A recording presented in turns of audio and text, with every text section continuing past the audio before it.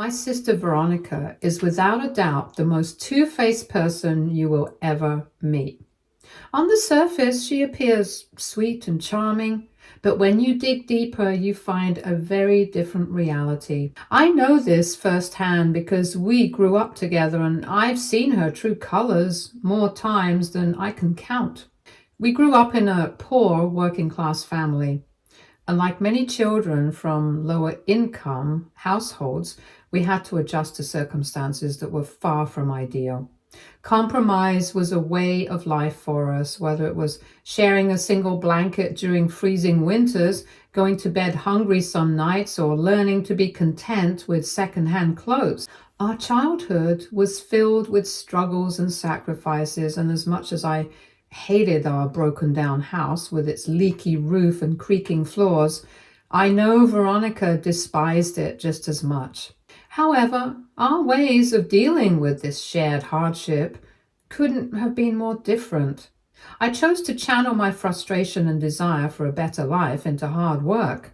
I poured everything I had into my studies, determined to escape the cycle of poverty we were trapped in.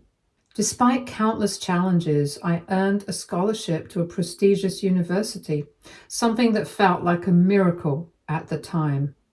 That scholarship became my ticket to a brighter future, a good education that led to a stable, high-paying job. Once I was well settled in my life, I turned my focus back to my family.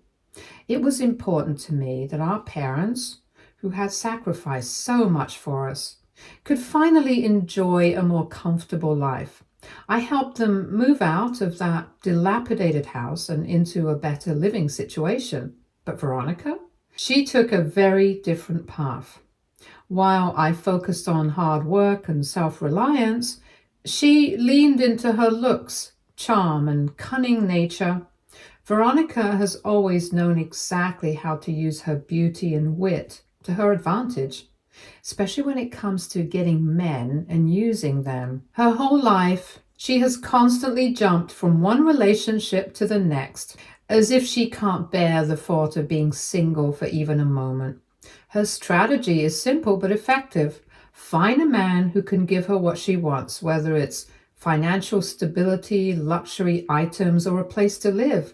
She has mastered the art of securing it all through relationships. I've never seen her struggle to pay her bills or worry about where her next meal will come from, because she always has someone taking care of it for her. Her most recent relationship was with a rapper who not only paid for her bills, but also lavished her with expensive shoes and designer clothes, and even gave her a place to stay rent-free. She seemed to have it all in that arrangement, but as with most of her relationships, it ended in chaos. The relationship came crashing down when the rapper caught her cheating on him, with one of his house staff, no less.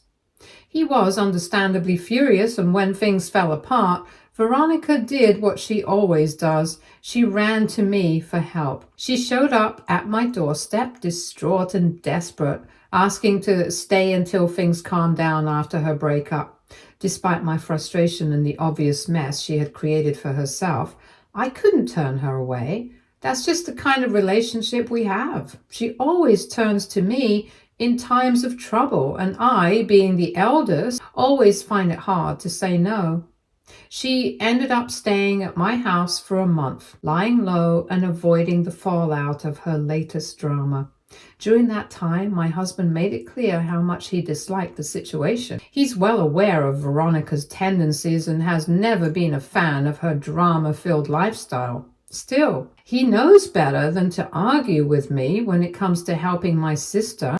He grits his teeth and puts up with it, knowing I have a soft spot for her despite her endless antics.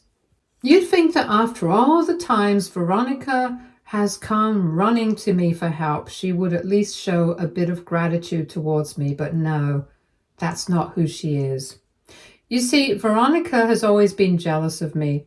She seems to harbor this deep-seated resentment towards me. It's as though she can't stand the fact that my life is better than hers. She also hates the fact that I found myself such a good, loyal husband. She's even told me outright that she finds it Really unfair that I live such a stable and comfortable life without ever worrying about money. What she doesn't understand is that I worked so hard to get where I am. She hates hearing about how my husband takes me on fancy vacations every year, and she never misses an opportunity to remind me that she thinks I don't deserve any of it. Just for some context, unlike me, my husband comes from a very wealthy family, but you'd never guess it by looking at him. Him and I met at a conference where he was a guest speaker. At the time, I had no idea how financially successful he was. He looked so simple and humble, which is what attracted me to him. He doesn't flaunt his wealth. No designer suits, no flashy cars, and no expensive watches. He once told me that showing off wasn't his style, and that mindset is part of what made me fall for him.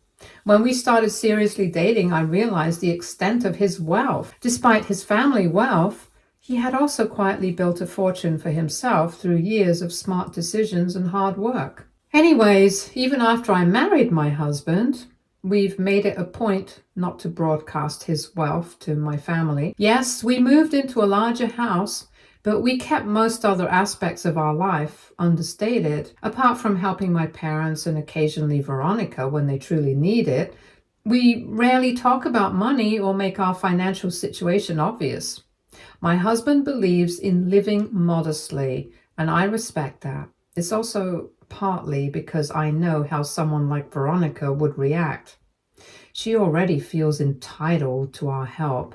And if she fully understood the extent of my husband's wealth, she'd likely see us as her personal safety net. So after her relationship with the rapper ended, I assumed Veronica would take some time to reflect and chill, maybe even stay single for a while. But no. In true Veronica fashion, she quickly found herself another man. This time, though, things were different, or at least they seemed that way at first. Her new guy, James, was a senior account manager at his company, someone who had built a solid career and was doing quite well for himself. At first, to be honest, I thought he was just a rebound, someone to fill the gap until her next conquest. But then Veronica surprised all of us by actually getting serious about him. She bragged about his sports car and rich parents all the time. Then one day she invited my parents and me to have lunch with James where we could officially meet him. During this lunch, she let it slip that her decision to be with James wasn't entirely about love. According to her, James was somewhat rich and very important, and she wanted to secure her future by locking him down. She was very open about the fact that she wanted a part of his wealthy lifestyle. As if that wasn't bad enough, before James arrived at the lunch, Veronica explicitly told us not to mention anything about our poor childhood years and instructed us to act as though we came from a family with good money and status. She told us that she had lied to James about our background as she didn't want him to know exactly how poor we used to be. She also forbade us from talking about any of her exes and claimed that she had told James that she had no experience in relationships. I was appalled. Basically, she had lied to James about everything. And she wanted us to keep up the facade just so she could marry this rich boy. I didn't want to lie to James. That guy deserved to know the truth, but Veronica argued that once she was married to him, she would tell him everything.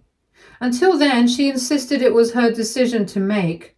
I hated the situation, but for the sake of keeping the peace, I kept my mouth shut. During the lunch with James, it became clear just how smitten he was with Veronica. Despite only knowing her for 7 months, he seemed utterly devoted to her.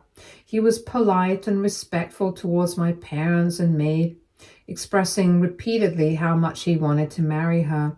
My parents, swept up in the moment and likely eager for Veronica to settle down, gave him their blessing right there and then.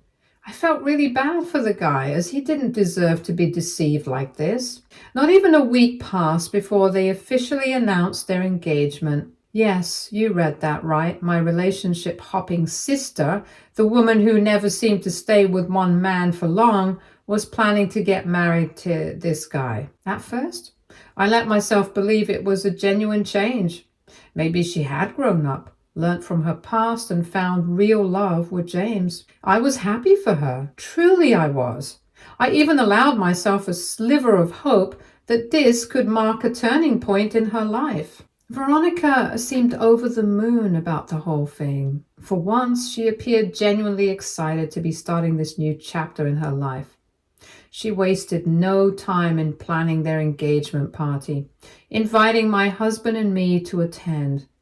It was meant to be a grand event, and my husband, who hadn't yet met James or had any idea what to expect, was curious to finally meet the man who had captured my sister's attention. When we arrived at the party, it was immediately clear exactly why Veronica wanted to marry this guy. James had spared no expense for their engagement party. The venue was beautiful, and the event had been meticulously planned. There were professional caterers, servers dressed in formal attire, and even assigned seating at elegant tables adorned with floral centerpieces.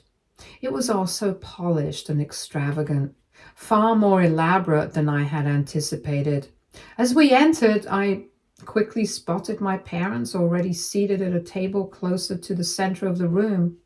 They waved us over enthusiastically, but before we could make our way to them, Veronica intercepted us. She stopped us in our tracks and told us that our assigned table wasn't near our parents.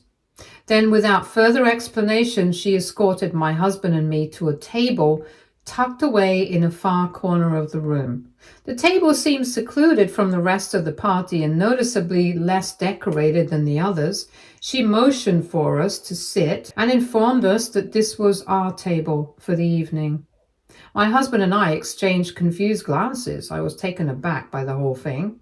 My husband asked Veronica why we were being seated so far away from our parents and even from her and James. With a dismissive tone, she snapped that she only wanted well-to-do people seated near her and James's family.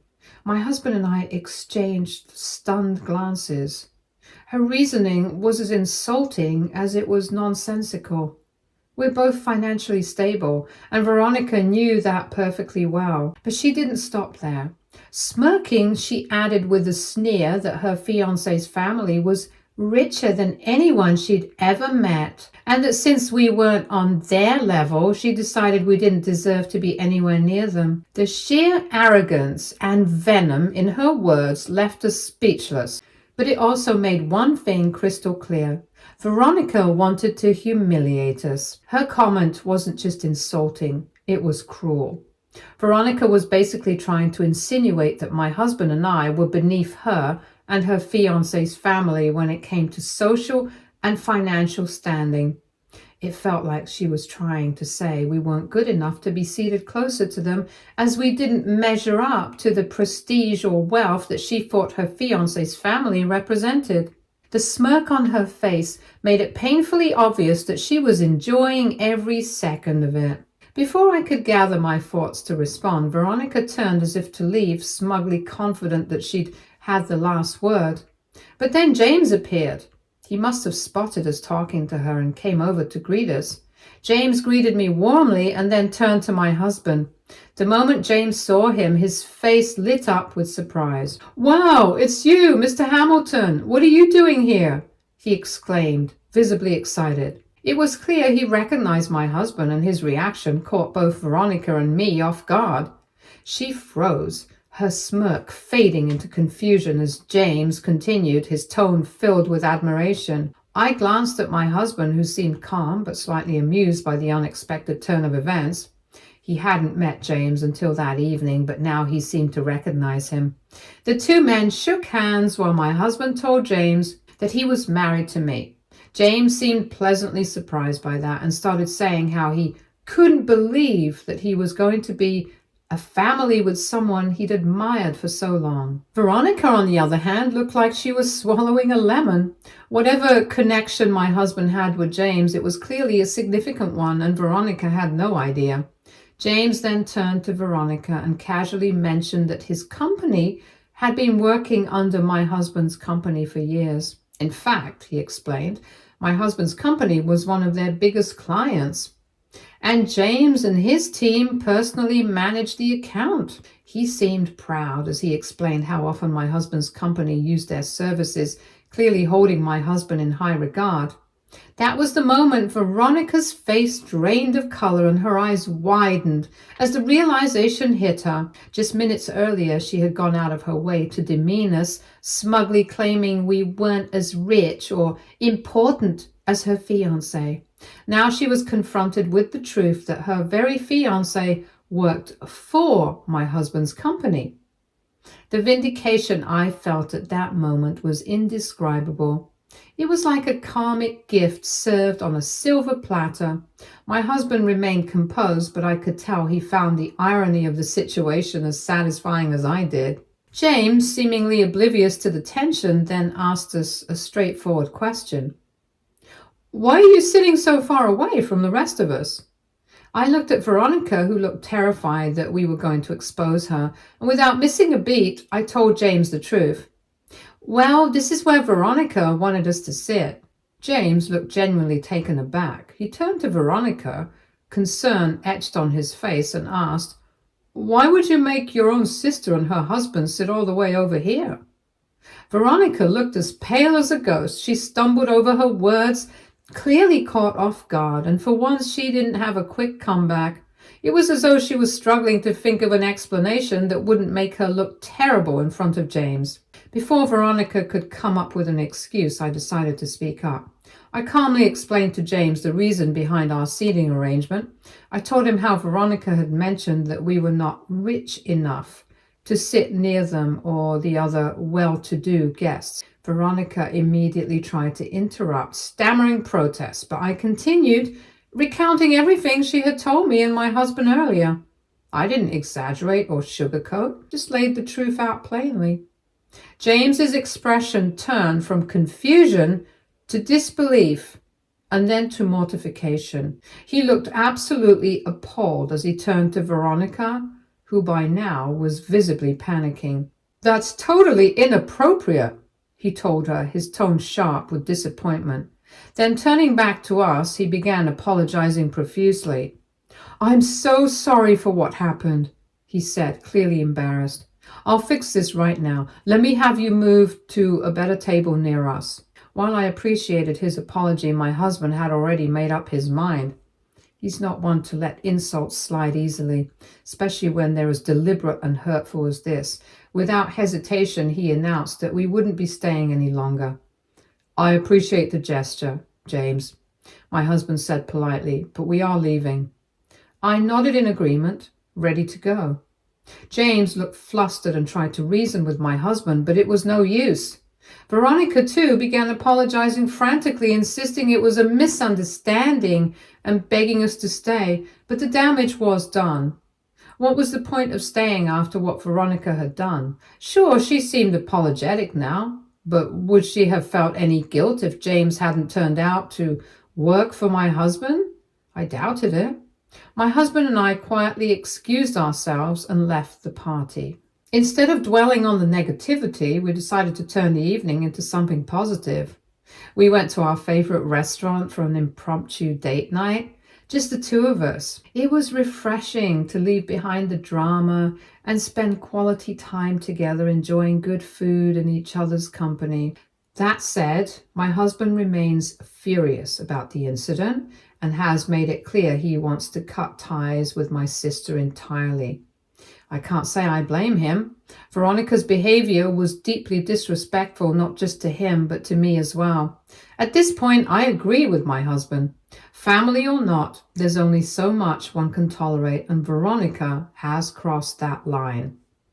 Since the party, my phone has been ringing non-stop. It feels like everyone suddenly has an opinion about what happened, without even knowing the full story. My parents, along with some relatives who were present, seemed particularly upset. They only saw my husband and me leaving the engagement party abruptly with no explanation provided. Instead of questioning Veronica or digging deeper into what might have led to our departure, they've decided to place the blame squarely on us. They've been calling us rude and disrespectful, berating us for walking out on such an important event. It's frustrating to say the least.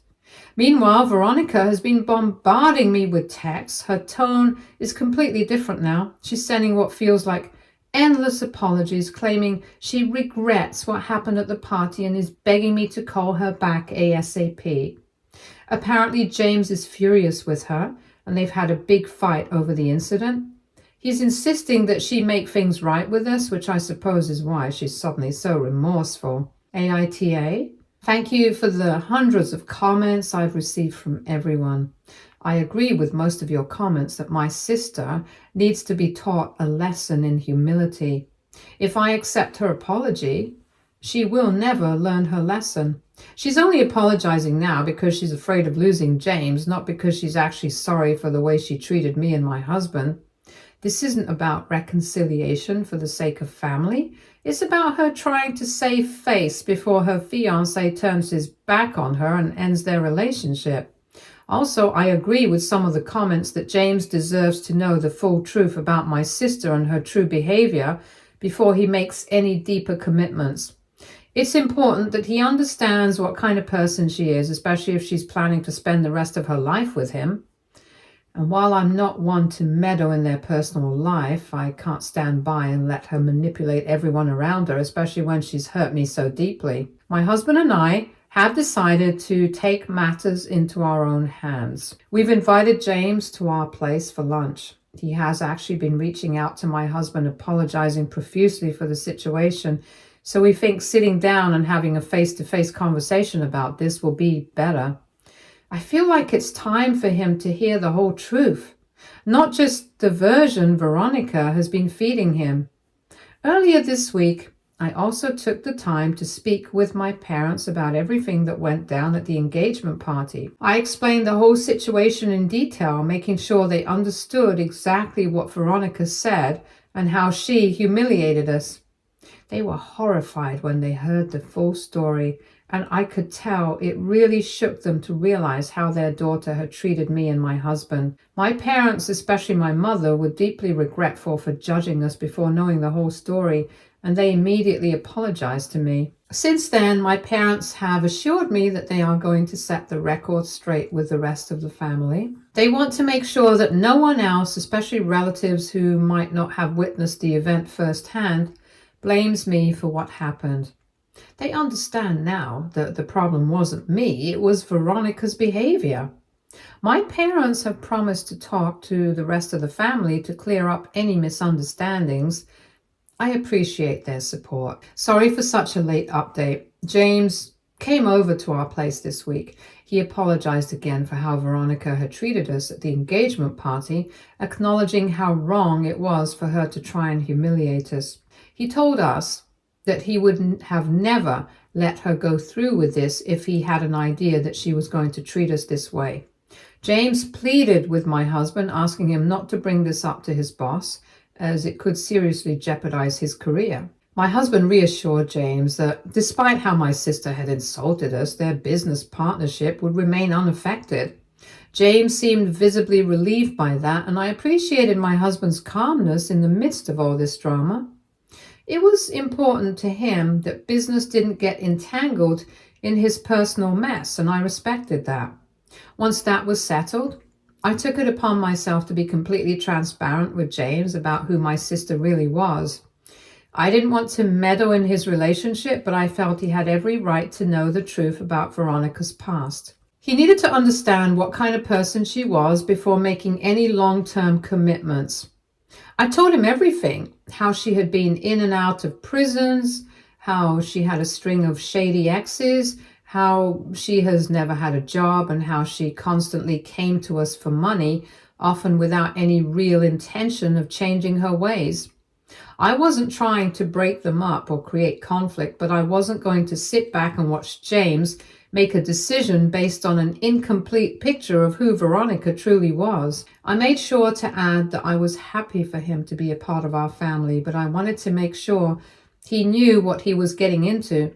Veronica may have been charming in the beginning, but she had a pattern of using people and then tossing them aside when they no longer served her purpose.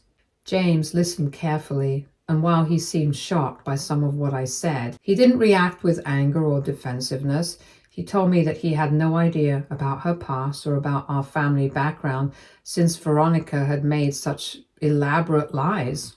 In the end, he informed me that he was going to take some space from Veronica to process everything I had shared with him. He didn't want to rush into anything, and I could tell he was trying to make sense of what was going on. It was clear that he had a lot to think about. At the moment, I feel relieved that I did my part by being honest to James.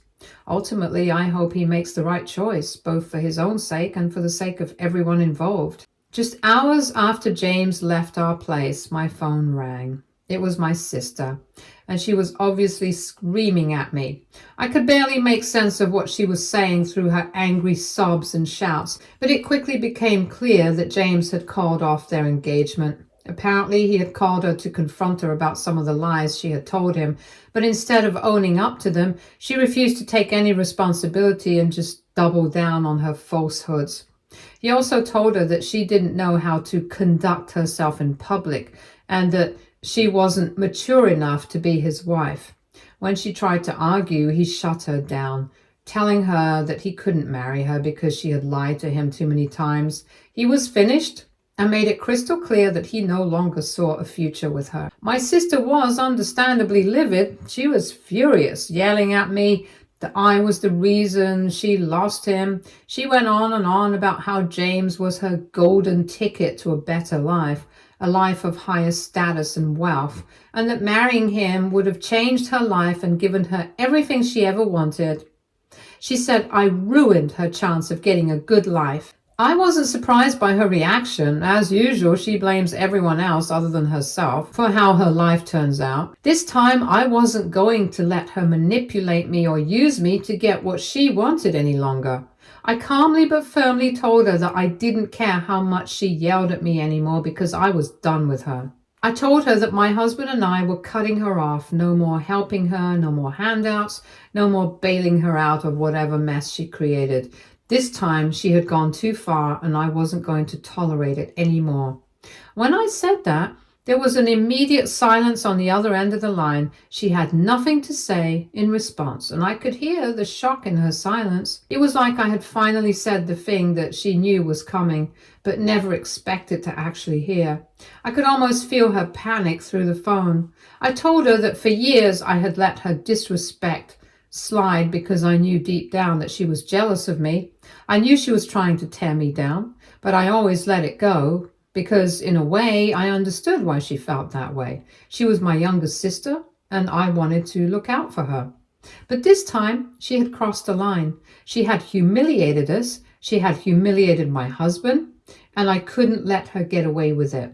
My husband had been nothing but kind to her, even though he didn't particularly like her, and he had always supported her whenever she needed something. He had done all of that because he loved me, and she had completely taken advantage of that. I told my sister in no uncertain terms that she didn't deserve people like us in her life anymore. I made it clear that if she ever showed up at our door asking for help again, we wouldn't even acknowledge her presence. She was completely on her own from here on out. Her reaction was exactly what I expected. She tried to argue, pulling the "I'm still your family" card, trying to guilt trip me into backing down. She argued how she didn't really mean those insulting words and that we could just forget about the whole thing and start all over again since now James and her are done. But I wasn't going to fall for it. I scoffed and told her I was done and hung up the phone. It was time to end the cycle. Since that call, both my husband and I have blocked her from our phones, social media, and everything. We've also made it clear to my parents and other relatives that we don't want any of them reaching out to us to change our minds about my sister. If they do, they'll be cut off as well. There are no more second chances, no more excuses for her behavior. Veronica is no longer a part of our lives. And I'm at peace with that. It's sad that it had to come to this, but sometimes you have to cut toxic people out of your life, even if they're family. Stay tuned for more stories from our girl relationships.